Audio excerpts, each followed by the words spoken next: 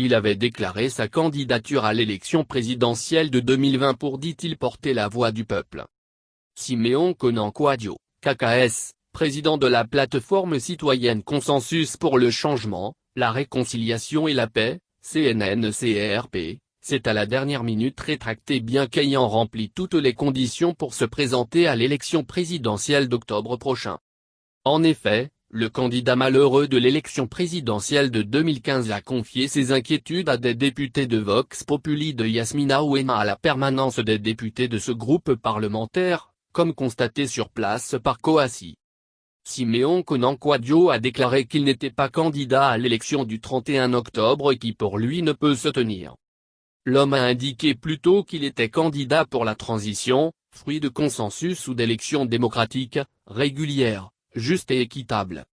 Je me suis cependant préparé espérant un ultime sursaut salutaire, pour y entrer par la porte de la CEI, j'ai rempli toutes les conditionnalités pour.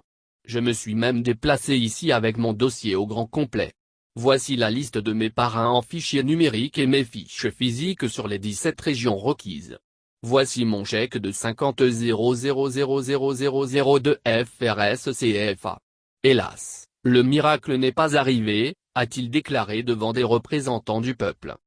Pour KKS, les conditions minimales d'une élection au lendemain paisible pour la Côte d'Ivoire et son peuple ne sont pas réunies. Il a expliqué que sous cette trompeuse apparence de calme et de tranquillité, sommeille un volcan qui peut se réveiller à tout moment.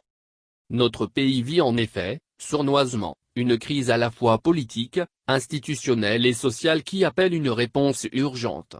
Laquelle réponse passe certes par la rélégitimation de l'État et de ses institutions à travers des élections, a-t-il affirmé.